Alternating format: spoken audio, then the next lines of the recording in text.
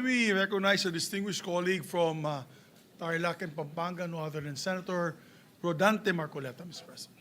Senator Rodante Marcoleta is recognized.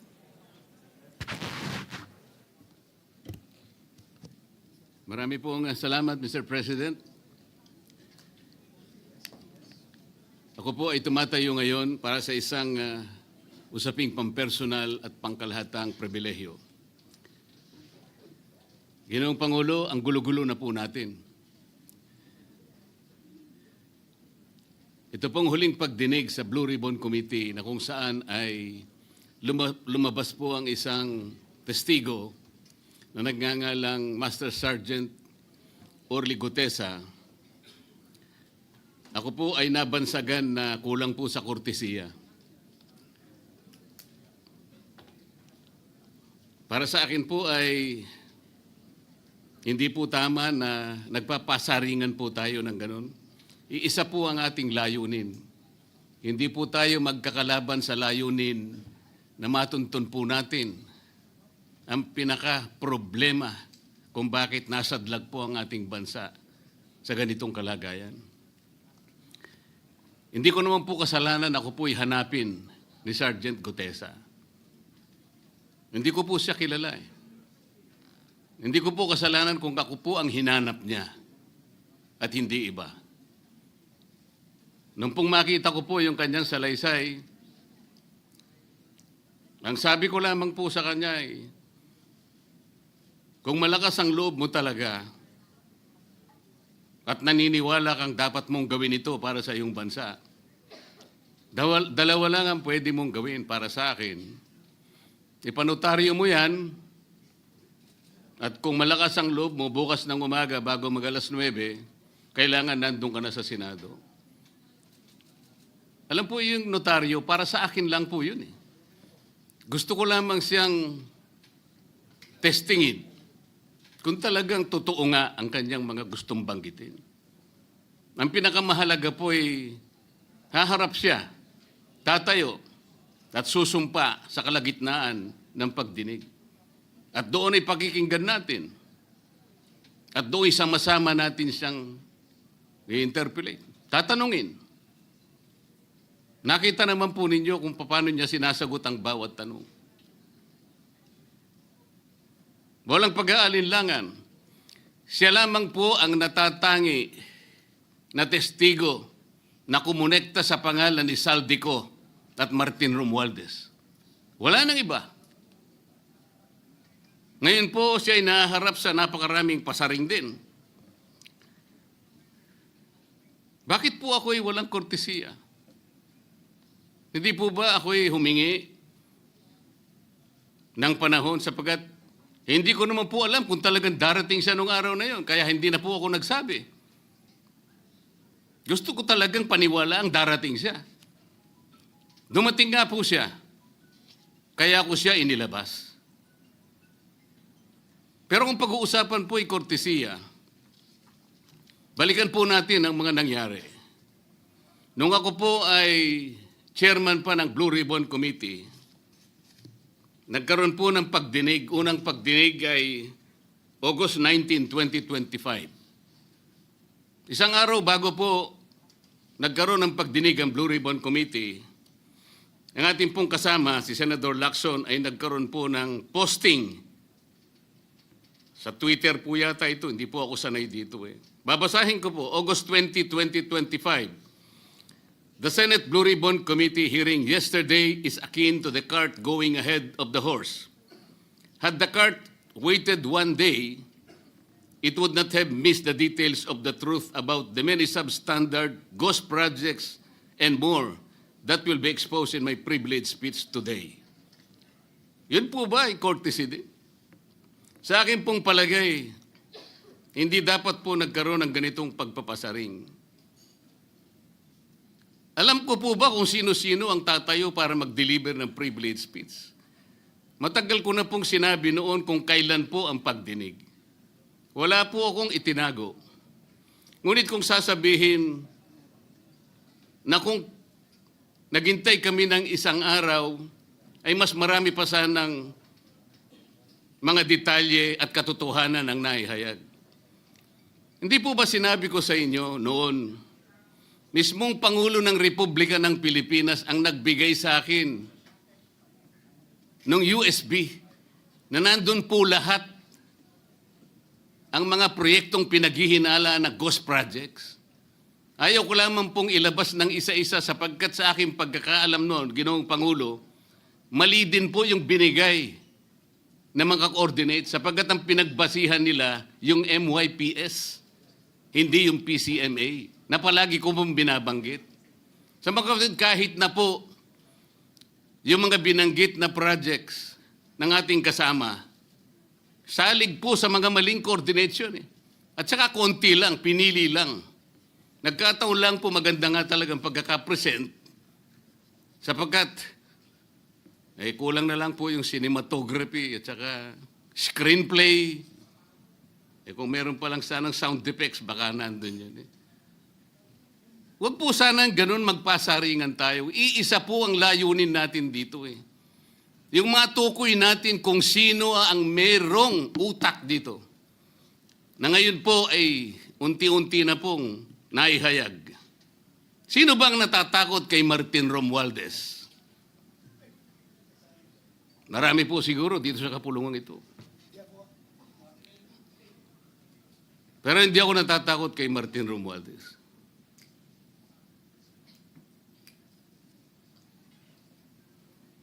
Ngayon po, kino-question po yung notarization ng statement ni Gutesa. Dahil yung babae po, yung abogadong babae, nag-notarize, tinalikuran po niya ang kanyang signature, yung kanyang pirma.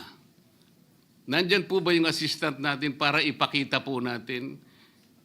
Ayan po yung huling bahagi ng dokumentong ninotaryo doon sa opisina ng abogadang babae na ngayon ay tinatalikuran niya ang kanyang pirma.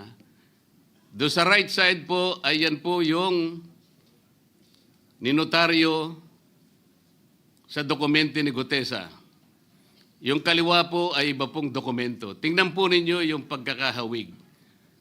Ibig po ba ninyong sabihin, Ginoong Pangulo, yun pong notarial details, na yun po yung kulay blue, na kung saan nandyan yung PTR, nandyan po yung MCLE number, nandyan po yung kanyang roll number, yung kanyang address. Nakuha po ba ni Gutesa mula sa opisina ng abogada at in-stamp niya? Pagkatapos po yung detalye na nasa bandang kaliwa na kung saan makikita nyo document number, page number, book number, series of 2025. Makukuha po ba ni Gutesa mula sa libro, mula sa notarial register ng abogado? Paano niya makukuha? Tingnan po ninyo yung kabila, ganun din. Bakit po natin hahanapan ngayon si Gutesa at sasabihin pa natin dahil lamang tinalikuran ng babaeng nagnotaryo ang kanyang pirma? Pangkaraniwan na po kasi, Ginoong Pangulo, kahit pumunta kayo sa maraming lugar na kung saan nagnunotaryo, hindi nyo po makikita roon ang abogado.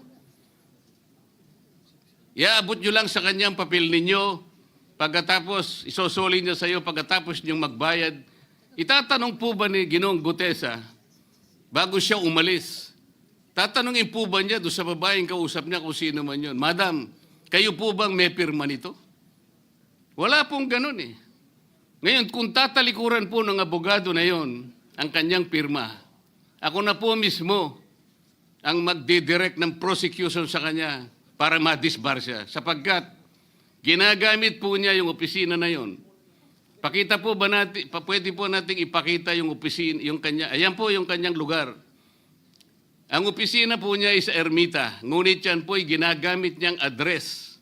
Ayan po makikita ninyo. Notary Public 24/7. Ibig niyo sabihin, nandyan at hindi na natutulog yung abogado na yan. Sigurado meron siyang tao dyan na pumipirma. At ginagaya na lamang ng kanyang staff o secretary yung pirma niya. Ganyan po palagi, kalakaran. Kalakaran, ngunit hindi tama. Sapagkat sa batas po ng notaryo, kailangan nakaharap po yung magnunotaryo sa nagpapanotaryo. Bakit po niya ngayon sinabi na hindi niya pirma yon? Maring hindi niya pirma. Ngunit, tinayaan niya kung sino man ang taong iyon na ipirma yung dokumento. Kagaya po ng nasabi ko, naging academic na po yung notaryo. Sapagkat ang tao ay tumayo sa ating kapulungan. Binasa niya yung kanyang statement. Yung mga bayarang media nga po, sinasabi pa kino-quotes ko pa Bakit ko po siya sinabihan na dahan-dahan siya? Dahil po nung panahon na binabasa niya na yung kanyang statement, sinusundan po namin yung kanyang binabasa. Binigyan ko po ng kopya ang chairman ng Blue Ribbon Committee. Binigyan ko ng kopya ang ating Senate President at yung aking katabi si Senator Gatchalian dahil 4 lamang pong original ang meron kami. Yung binabasa pala niya ay Xerox copy kaya may naputol sa baba. Gusto ko lamang pong ma-record ng totohanan. Dahil doon sa umpisa po niya, merong isang linya po siyang nalaktawan. Alam po ito ng mga kasama natin na sinusundan po habang binabasa namin. Doon sa pangalawa po, 2 linya naman po ang nalaktawan niya. Kaya gusto ko lamang pong maging maayos ang pagre-record ng kanyang statement. Ano po sabi ng mga bayarang media? Hindi ko naman po nila lahat. Kaya ako po hindi nagpapa-interview sa kanila Alam ko po ang karakter ng ating media ngayon. Nakakaawa na po ang kalagayan. Binanggit na po ng dating Senate President ang nangyari do sa statement ni Diskaya. Siya ang kauna-unahang nagbigay ng statement na kung saan binanggit ang 17 congressmen. Ngunit nakakapagtaka. Hindi na po natin tinutuntun yung 17 na yon. Kagaya na nga sinabi ng Senate President, napupunta na, natutuon na yung pagtuntun sa mga kasama natin dito. Bakit po? Natatakot ba tayo kay Martin Romualdez? Siguro po, yung iba sa inyo natatakot. Ginoong Pangulo, naghalo na po ang balat sa tinalupan. Bakit po? Ngayon ko lamang po nakita sa pagdinig ng Blue Ribbon Committee. Nandun po yung Justice Secretary. Hindi pa po natin natatapos na pagtatanungin yung respondent, yung resource person, na tayo po ang merong legal and physical custody. Hindi ko maintindihan kung bakit dadalhin niya sa kanyang opisina at pagbalik niya, meron na siyang supplemental affidavit. Ano po ba itong nangyayari sa atin? Meron na ba tayong alituntunin? Meron na ba tayong agreement sa pagitan ng DOJ at ang ang pag-imbestigang ginagawa natin sa Blue Ribbon Committee? Hindi ko na po maintindihan kung ang Blue Ribbon Committee is the investigative arm of the Department of Justice. Ang sabi ko po nung nasa ikalimang pagdinig pa lang tayo, sapagkat nakikita ko na po ito, kaya po naghangad pa ako sa ating chairman noon na sana'y paraanin niya ako, meron lang akong gustong isang guni muna at pag-usapan sana muna. Hindi naman po ako nabigyan ng pagkakataon kaya nagkaroon pa po ng konting sagutan doon. Ito po yung gusto ko sanang ayusin muna, pag-usapan muna natin. Lalong-lalo na po ang kaugnayan natin sa bagong tatag na ICI, Independent Commission on Infrastructure. Ano po bang ugnayan natin dito? Hindi po ba tayo mag-uusap muna? Hindi ba tayo gagawa ng regulasyon muna? Meron po tayong mga doktrinang isinasaalang-alang. Nasaan na po ang institutional boundaries? Nasaan na po ang separation of powers? Nasaan na po ang system of checks and balances? Di ba natin isasaalang-alang ito? Dadalawang tao lamang po ba ang mamamagitan sa pagitan ng mga institusyon na ito? At mawawala na po kami sa picture? Are we supposed to be kept in the dark, Mr. President?